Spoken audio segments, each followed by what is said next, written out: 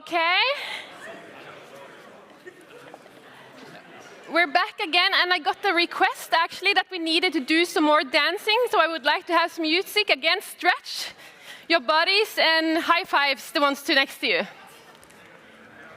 Up, stand up.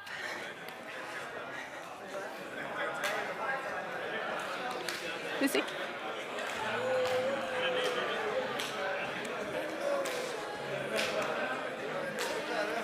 Nå er vi klare.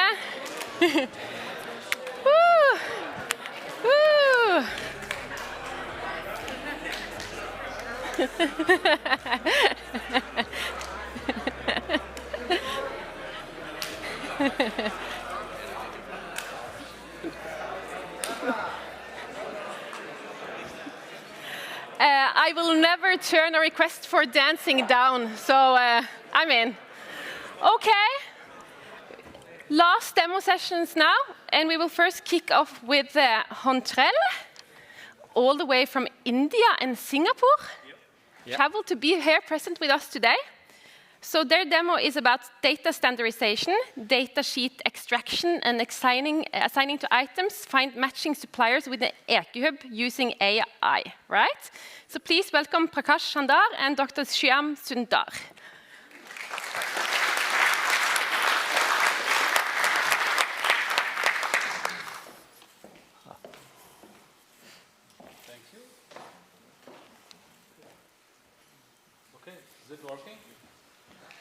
Okay, thank you. Yeah, perfect. So, warm good afternoon, everyone. So, it is we are super excited to be presenting in this forum. First of all, we want to thank you, the DISC committee members, for organizing such an event, because it is really a global problem what we are trying to solve here. So, a great thankful for the DISC committee, and also for having the vision of digital engineering, which back 2 years before when we started Hontrel Technologies, we were in the industrial field, and we were able to very clearly see that the gaps between the technology and engineering is pretty far, and the adaptation of engineering, the technology into the engineering domain was not so great. So that's where we felt we could be able to contribute, and that's why we are here. So we are very happy to be here. With that note, let us jump into the slides what we have today. Okay, so this is the agenda what we're going to present. So we will tell about ourselves, because this is the first time we're presenting in the DISC event. So we will just give a quick introduction about ourselves, and then we will do a recap of what is the challenge which has been given to us. And then we will do what is our approach. So how are we trying to take an approach to solve the problem? And then we will also do a live walkthrough based on the time what we have. And also we have recorded sessions of the demo of our platform, so you could be able to see in between the slides itself. Okay, here is about ourselves. First about myself, I'm Prakash. I'm the founder of Hontrel Technologies, and I have close to 2 decades of experience in the engineering. So before starting Hontrel, I was working as a senior director of engineering for a MNC company, and I had my career all the way from engineering trainee to various roles, and that's my background. I will pass it to Shyam for a quick introduction about himself. Hi, I'm Shyam. So I'm the Chief AI Officer looking at all the tech aspects and data aspects. I started my career in Lloyd's Register, and then I went into tech, into data, and went a little deep into the AI side, and full circle back, now trying to solve the engineering problem again. Yeah. Okay, thank you, Shyam. So what we are here today, what is our mission is really building a platform for engineering as a digital twin platform. That is our mission. And what is our expertise? In total, if you look at it, our leadership team has more than 100 years of experience in the engineering field. So that is our core strength. And in terms of location, we have our headquarters located in Singapore, and we have the development center in India, in Chennai. And we operate as 2 business units. We have software, which is our primary focus, and we have the second business, which is engineering services, which we also serve for some of clients. So we have close to 35 people, and we have started 2 years before, and we are kind of considered as a small startup, we can say. Yeah. Okay, so here we are looking at what is a recap. So there are 3 epics, as this committee was pointing it out. So we have digital brownfield, digital greenfield, and digital commissioning. So we are going to focus on the first 2 aspects.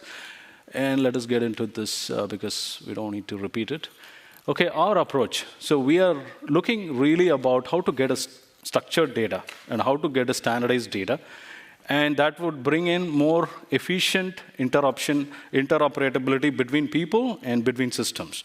So at the fundamental level itself, we have to have a proper structured data. That is the core of what the panels are also mentioning. So having a fundamental structured data is very important, and that's what we are going to focus on. First, we will be looking at data classification. Then we will be looking at data enrichment. Then we will be looking at data detailing. So once we come to that stage, we will have a kind of complete data about a particular product or a particular material. Then we will be looking at the interoperability, how that can be interoperated with other systems like EQ Hub. So we have integrated with EQ Hub, where we could be able to connect and get the product details. And then we will be assigning that to the PNIDs to add more intelligence to the PNID. Then we will show how this data can be all connected together in a scalable way, because our application is in a more production level application, so where this can be applied to bigger platforms rather than just looking at from a POC standpoint. Yeah? So with that, let us go into the first part of our approach. So first, we are looking at data classification. So if you look at why we need data classification, we already know that we need to have efficient interoperability. So what we have done is, on the right side, we have all the list of data what we have received from the Huldra project. So we have equipment list, valve list, line list, instrument list, electrical bill of materials. All those data what we have received from the Huldra project. We are able to load it into our platform. Our platform is IE Hub. Fortunately, we have same name as EQ Hub, but this was kept 2 years before, by the way. We didn't know that. But yeah, so within IE Hub, we have inbuilt industry standards. Within IE Hub, we have CFOS standard, PCA standard, we have UNSPC standard, we have IFC standard. All those things are actually inbuilt within our platform. And then we can also have custom standards for the classification of the data, which is the primary step for us. So here, what we have done is we have imported all the files from the Huldra project, and we were able to automatically classify it. So here you could be able to see this. This is how the output looks like, so where the data has been automatically classified with PCA standards like artifacts of valve. And here we have CFOS standard classifications with manual valve. And the interesting part is, this is the interesting part here, because here, this is the unique ID, which is going to be the ID which will talk between 2 different systems. And that is what we have done it within our platform. Once we classify these items, it can talk with multiple systems without having any problems. Yeah. So let's go into the demo to show you how that is done. So here we are looking at, this is our platform where we are importing the Excel file. We're loading the Excel file. This is the equipment list, what has been given as a Huldra project. And this is, first we have to select the header and try to map the columns. So what we have in the Excel file has to be mapped with the columns within the IE Hub. Then once the columns are mapped, we can be able to see the data is kind of loaded into the system. Now we have the option to auto-populate. So here we are selecting what standard we have to. Can we pass it a little bit? Yeah. So here we are selecting what type of standard we have to use for classifying the data. So here we have used CFOS standard for classifying this data.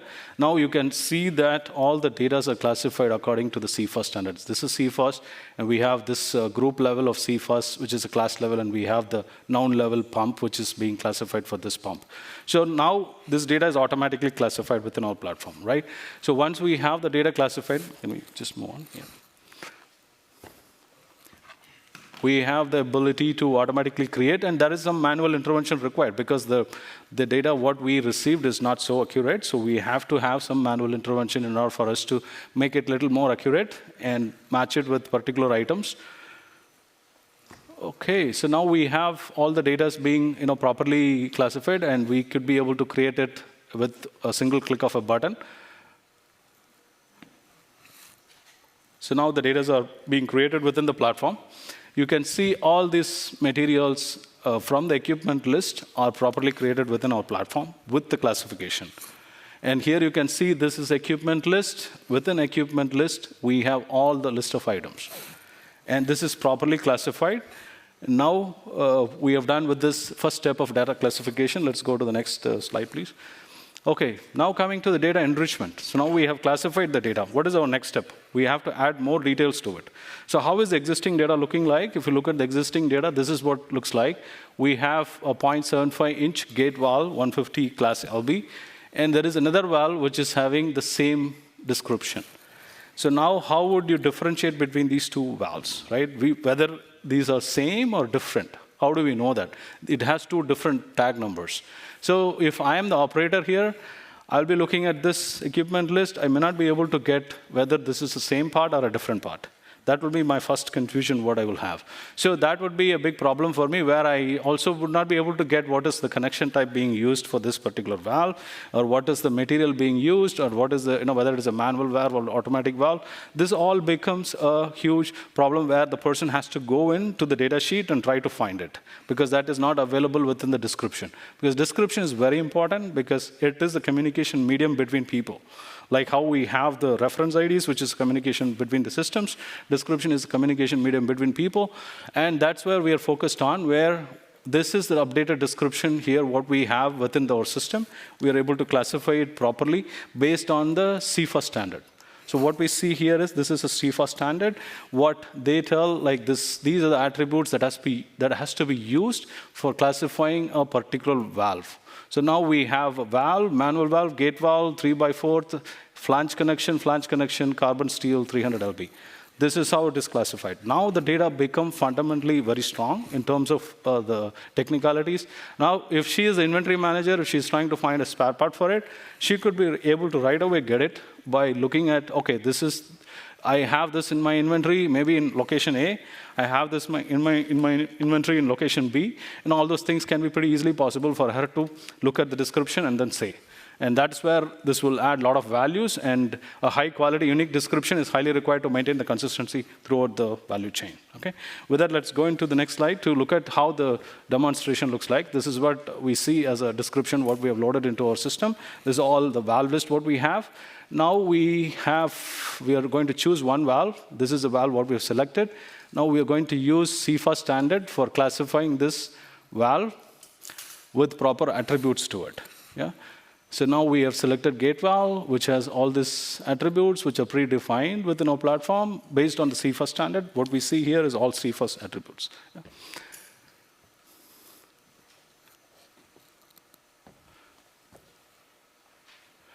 So there are a few manual entries which is required, because this is all numbers which has to be entered for a particular item. So now we have properly classified and enriched the data. Yeah? To a particular part, we have a proper short description, long description, which is overwritten within our platform itself. Now we can see this is how, if we go and search for a gate valve, OK, we can be able to see this description here. This is the existing description. Yeah? So that's how we are looking at enriching the data now. Let's go to the next slide. OK, now we are looking at detailing the data items. So what is detailing? Detailing means further adding more parameters to that particular item, right? That is the detailing. So what we have done is, for brownfield, we have a solution of auto-extracting from the PDFs what has been given to us. So we have taken the PDF, and we have loaded into our platform, which is IE Hub. And we have also applied some AI-based algorithms to it to make a similar look and feel like what we have as a data sheet. So this is existing data sheet, what has been given from the Hontrel project. And we were able to load it into our platform. And here we can be able to see all those matching fields. So this is what we have done. And here, the interesting part is we have parsed these attributes. So here you can be able to see that there is a pump suction temperature, which is having like process, helideck, dulge. And there are different columns to it. So here what we have done is we have parsed it so that it becomes easier for us to interoperate with other systems. That's how we have parsed it. So this is done using AI algorithm with the OCR technique. Now we have the data which is being extracted. Now also parsed. Now if you look at, there is a column which is having some fields. Like this is a serial number what we received. And this serial number is coming in here. It is not so proper, not so structured. So that is where we are looking at. Within our platform itself, you could be able to edit and add logos and save as a PDF, right? If there is a more resistance to use digital data, you can be able to, again, use the PDF data. So here we have the PDF data. That PDF data, you can get similar PDF data with logos and all those things. And the interesting good part is we have digitalized now. So now the PDF data is digitalized, and you can be still able to use it with the PDF, because PDF is a known platform which can be used by multiple people, and it is going to be a transition. There will be a transition time, and until then, this will be a proper solution for them. And another interesting part is this item is attached, this extracted data is being attached to this pump item. And that is very important because of the scalability. Because once you do the POC, how are you going to attach it with a particular item? And that's what we have done. We will be able to show it on the next page. Let's go to the next page, yeah. OK, here we are looking at taking a seawater lift pump. We are loading the particular data sheet, what has been given from the Hontrel project. OK. So we just need to give some classifications for it.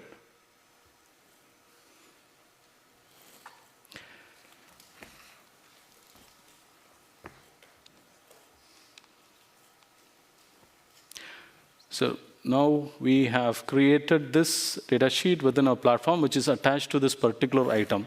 So it becomes a reference for any time, right? Anytime if I want to refer to that particular item, I can always go and see what is my existing legacy data sheet. That is possible.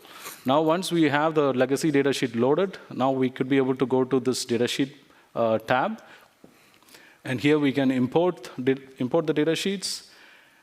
And we can give some instructions to the AI model. This is very important because we can fine-tune based on the data sheet which is being provided to the AI model. Here we can be able to, what we have done is we had the challenge of splitting the ranges when it comes to the data. So there are some data which has some ranges, like flow could be a maximum flow rate, minimum flow rate, and it could be a maximum temperature, minimum temperature. In order for us to get those individual values, we were able to give some instruction to the AI model. So here we are giving some instruction where it will split the ranges of the data, and then it will come up with extracted data. So this is what we are able to see as an extracted data. What we have seen in the screenshot is what we are looking at here. And here all those 8, 9 tables are being listed out. And the important thing when it comes to applying this thing into the production level application is that we need to have ability to edit it. Because whatever the data, what we get from the AI model is not going to be a production level output. Always that requires some level of editing. And that's what we are providing within our tool, where the columns can be edited. And here you can see this is the heading of the table is not properly being captured, so we're able to manually edit it and then do some manual work in order to make it as a final production level output. So we can skip some of it because we don't have time.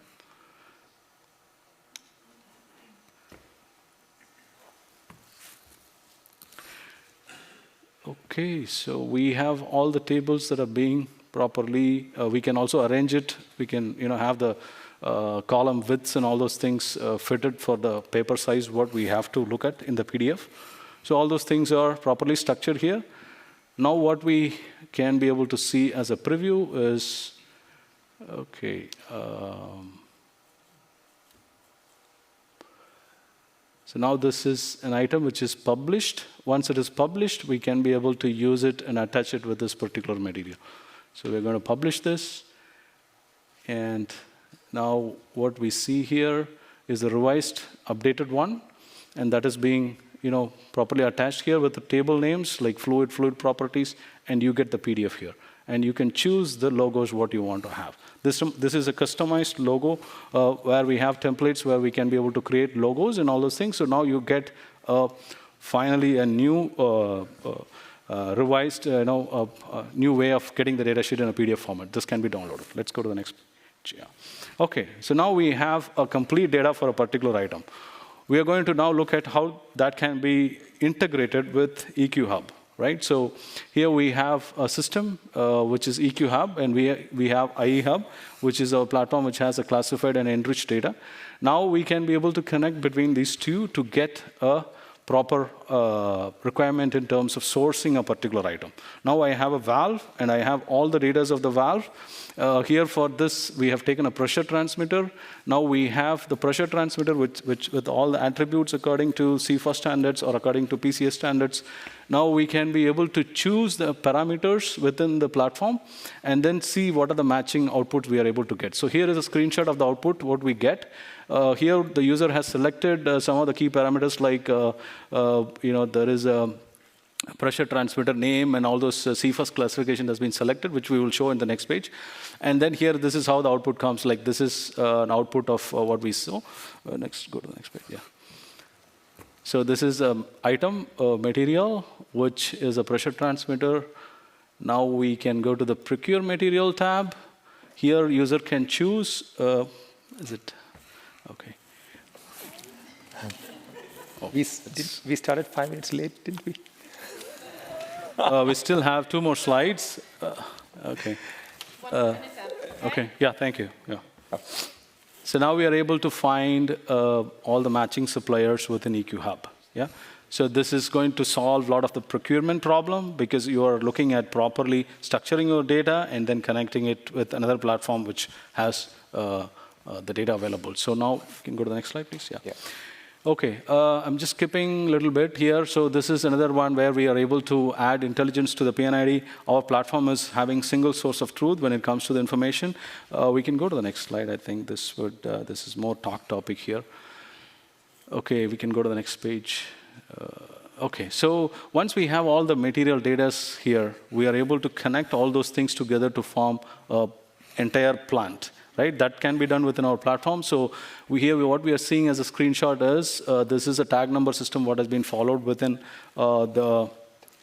the new Yggdrasil system. You can see that Yggdrasil is a parent level, and here we have Munin, which is having the tag number of A, and here we have a crude handling and storage system, which is having a tag number of 21, and this part is using this tag number of A21. Now the person who is going to look at this A21 will be having much clarity like how this A is coming from and how this 21 is coming from. That's what we are looking at, so there is no need for people to go and look into the document and try to find what is A. Right, so let's go to the next page to look at how the materials can be interoperated between 2 plants. So here, this is an Yggdrasil plant where we are using this pressure transmitter, and the same pressure transmitter can be used in the Huldra plant. Here we are seeing this is a Huldra plant where we could be able to use the same material within the Huldra. So that way you get a connecting. Sorry, thank you.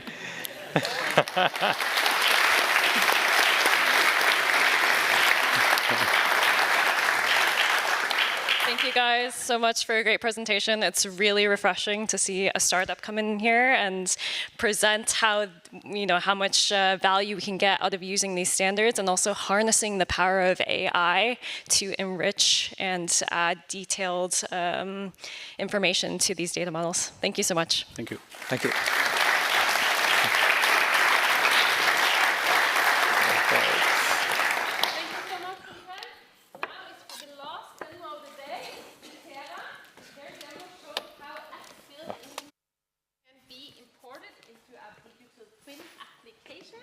And how this enables equipment monitoring during commissioning activities and in operational phase. And with Itera we have Sondre Grav Sjåstad, Espen Berglund, and Bastian van der Rest. Warm applause.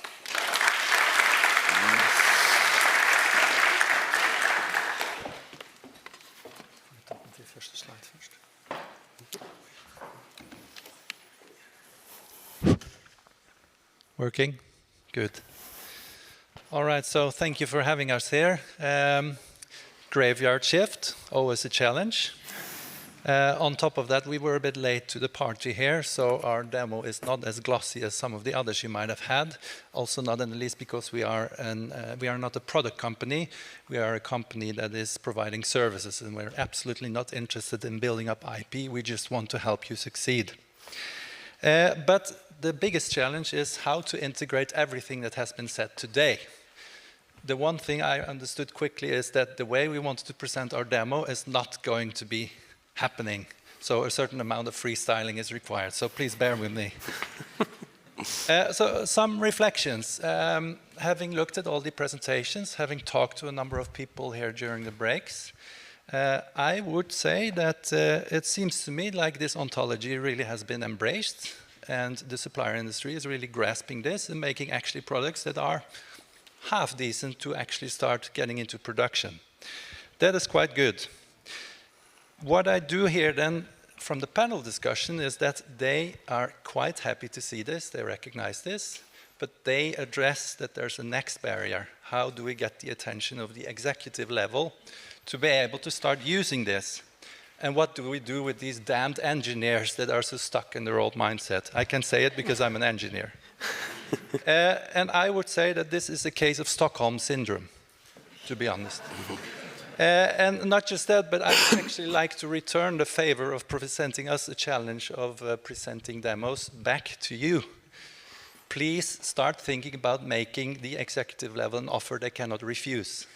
And that's what we're trying to address throughout our demo.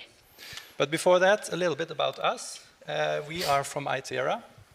I won't bore you too much with all the details, but we are mainly, predominantly operating from Norway, but we have quite a lot of hubs in old Eastern Europe that we use to provide these different services we have. And of all the different entities we have in our company, you might say that I represent the business optimization part, which is talking mostly. But luckily, when it comes then to delivery, I have the pleasure of working with very good colleagues here, like Espen, representing architecture, yourself, Sondre, representing development. But we also have different value offerings, as you can see on the slide. But about this challenge, what do I mean with make them an offer you can't refuse? I can say that from my talk-the-talk perspective, but I haven't always talked the talk, I have also walked the walk. One of these parts is that I've been hired in a company to actually, by Aker Solutions, to start defining a business case for a joint venture. And when you work on that level, which is a process that every large company does, you actually have quite a facilitated process that helps you think about the business value, which I think also Webstep was addressing. Focus on the business value. Look at the cost, look at the benefits, and you can come quite far if you present it on that kind of a silver platter to your executive management. But that was the one thing. The other thing is that actually I was very happy to see the word centrifugal pump mentioned, I don't know, almost by everybody. And that's because in the previous life I was the engineering manager for the subsea pumps that were part of the Åsgard subsea compression station. What that means is that unfortunately I've been living with the pains of document exchange. So just to put it on here, this is the, you've heard about it, I don't need to tell you so much more, the old way of exchanging documents. And for a project like that, if you want to start with the easy part, quantifying benefits, I'm quite certain that we exchanged at least 2,000 documents times at least 10 hours just looking at the front page, making sure the right coding was there, the document manager on both sides of the contract being involved, quantify that in numbers. That's the easy gain you get just from embracing the technology. So that is part one. But part two, this project engineering phase is just a short phase in the life of the field, right? So once the project engineering nears its end, when the supplier actually selects instances of the data sheet, provides form, fit, and function to the specification, you receive as-built information, and this is being transferred to the final customer, right? We didn't just get a number of trucks to get these pumps, which are special subsea processing equipment, but I wonder if we could also fill half a truck with just the documents. But what you should realize is what happened then is that a whole campaign starts. I was just one supplier from a much larger consortium of suppliers, right? And when they had to take this in use, they had to start planning for the installation campaign. That meant we went from one paper silo to the next paper silo. You should inquire inside your company how many hours were actually associated with that. And I'm quite certain you get a staggering amount of tens of thousands of hours. Again, this you can all do away with, and this is what our proof of concept is really focusing on. We have a mock-up saying that we as an equipment supplier have delivered as-built information. We have provided the PNID, which is our instance of how we solve the specified function from the from the end customer, and we parse this DXP file into a digital twin network, and then we can start doing interesting things like simulating, putting the sensors online, and doing some kind of simple comparative analysis. Are we in bounds with our operating parameters?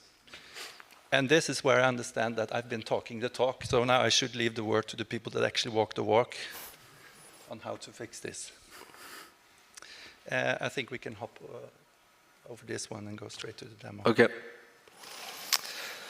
Yes, the demo is split into 3 parts. So the first one is about converting the ontology from the web ontology language model into the DTDL model, which is used by Azure Digital Twins.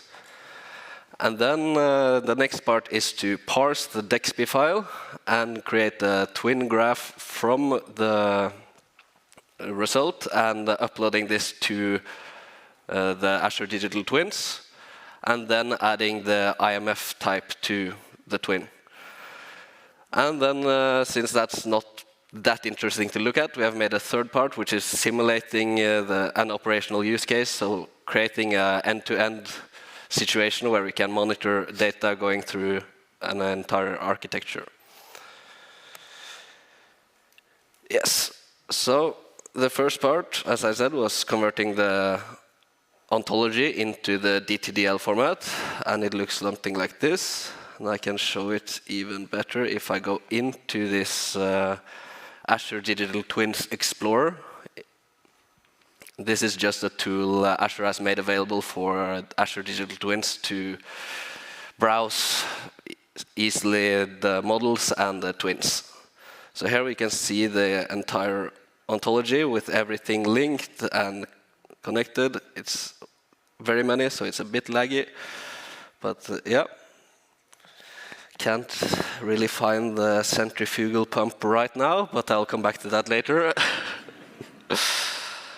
Yes, and then the next part is, we use a tool to convert this ontology into the DTDL, and the DTDL is not a format only for Azure Digital Twins. It's a standard used by many other tools as well.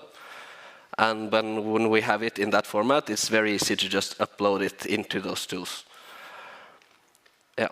The next part about parsing the DXP PNID, and then we don't actually use the PDF or the PNG or SVG, we use the XML file itself, and then we have gone through that, found all the relevant equipments and piping components and page or off-page connectors, and use this to create these twins.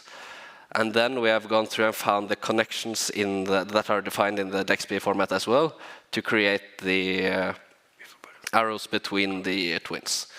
So this is all done automatically by a script, and we have done it for, I can show it here. So this is a quite big one. It's from the Munin project. It's this PNID right here. And yeah, it doesn't really make a lot of sense in this browser, but it's just interesting to see how it would be displayed. But the thing about the digital twins is that that's the data, what do you call it? Platform? Platform that you can build things on top of. Yes, and then they also have this nice PNID, which is represented here. And then we can finally go look at the centrifugal pump again. And here we have uploaded the entire IMF type for the centrifugal pump, but we've only populated 2 values, which will be useful for the third part.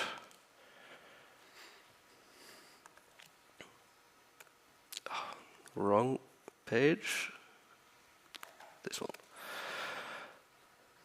Yeah, and the IMF type is fetched from the post-Caesar API during the parsing script. So it's all happening at the same time.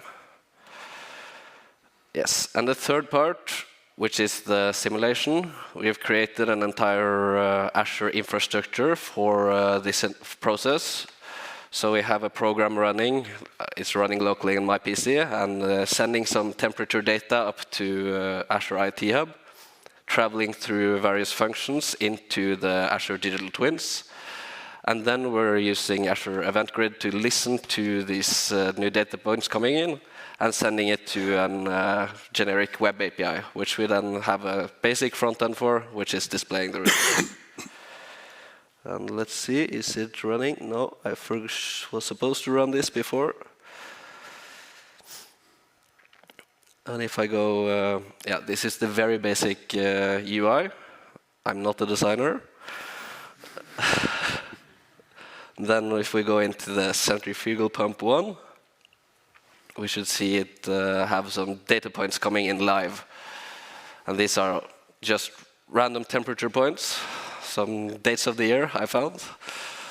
So, and there's a nice red line showing a threshold for when there errors could occur. And then you can obviously create all sorts of rules like you'd want to, for thresholds or alerts or monitoring or anything. Yes? I think yep. Go back to slide. Okay, so what we've been looking at now is, well, more or less showcasing Azure Digital Twins in some way. It's more about what we bring to the table. We use common technology.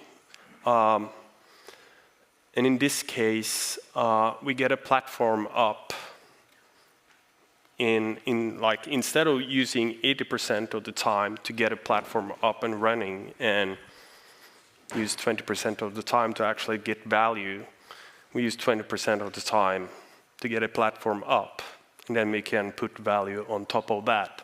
Azure Digital Twins, in this case, is very integratable. AI, ML, data lakes. You can configure any triggers based on limits from the IMF types to do actions like, is some catastrophic event happening, shut off the plant. Could theoretically do something like that. As we did, you can create dashboards. Obviously, ours were pretty simple. You can create time series, look at this over time, and these are all just normal services in Azure. You can probably find similar things in other clouds. But yeah, this is what you can do, and what we do. We bring common technology to help you solve your problems. Did you want to add? Maybe to add on top of this, right? I mean, this showcases that we, like others here in this room, we understand and we can work with the technology, right? But you're not there yet. You have to solve the whole, how do I provide a certain view to a certain third party? How do I administer the authentication, the authorization layer? All this can be fixed like companies such as ourselves and others, for which I think you might consider wanting to have help as well. But back to the challenge. The two things I pinpointed now are just trivial things you can develop metrics on and quantify, and this is the upside that we can pursue, right? But this is before we start talking about optimization of processes. And again, as a thought point, having built subsea pumps, we felt, of course, that we were in the best position to provide Equinor with advice on how to run the pump. However, contracts were in the way, right? So this is how you have to change and challenge the organization to think differently as well. The contracting structure might need to have some revisions as well, because there's a win-win for both parties in there, because ultimately it revolves about keeping and maintaining uptime on your high expensive asset out there. So I would just like to close up with an appeal saying that we are used to challenging companies to think about the capacities and capabilities they need and how digitalization plays a role in that. So in case you need any help, please have a chat with us.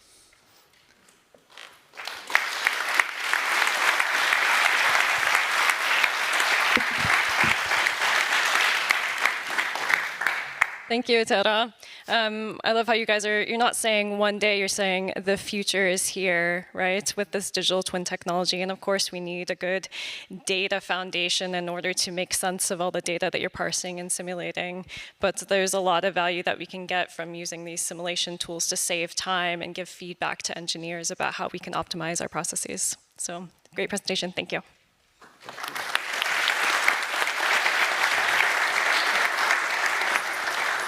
Thank you so much, Itera. And I had a chat with Sondre before I entered this stage, and he was like, oh, I'm so junior here. I'm new, and all these senior, amazing people who have been on stage this day.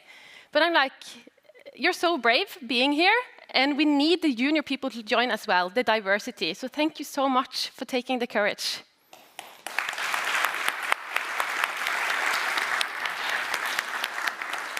Okay, last little thought before heading into the last break, before the prizes. So last week I spent in Mumbai. So we have a program where we train and coach the product people into becoming real product leaders, not product administrators. So I'm going to show you a little movie here now from that time in Mumbai. We had just had a session together with this great group of product people. And we had been talking about being confident and taking a risk and just be confident. You have so much to say and be real value maximizers. So we had this great session about that. And all of a sudden, I just had a thought of, maybe we should sing a song, like dancing. So I wanted to teach them how they can sing Åge Aleksandersen, Det er min dag I dag. The day is mine to take. It's my day today. Oh my God, what a lovely day. So I needed to practice with them to do that, and I will show you a little clip of that. Because we all need to step up now and be courageous and be comfortable in the uncomfortable. For the uncomfortable, it's going to surround us everywhere we go in the future. So we need to to practice that, to get some confidence in being comfortable in the uncomfortable.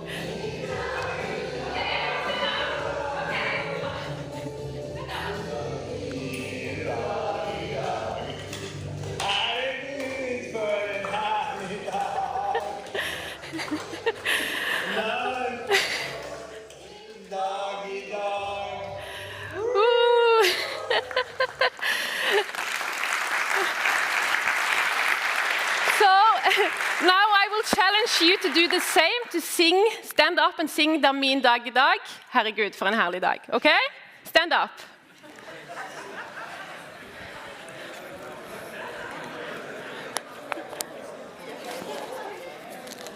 Okay? And sing loud, so I'm not the only one singing, okay? 1, 2, 3. Det min dag I dag.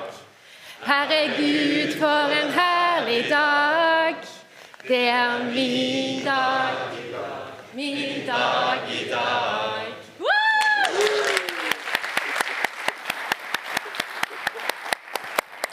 So yes, go out now, have the last break, and we'll meet up here for the technical sum up with prizes. What are we on?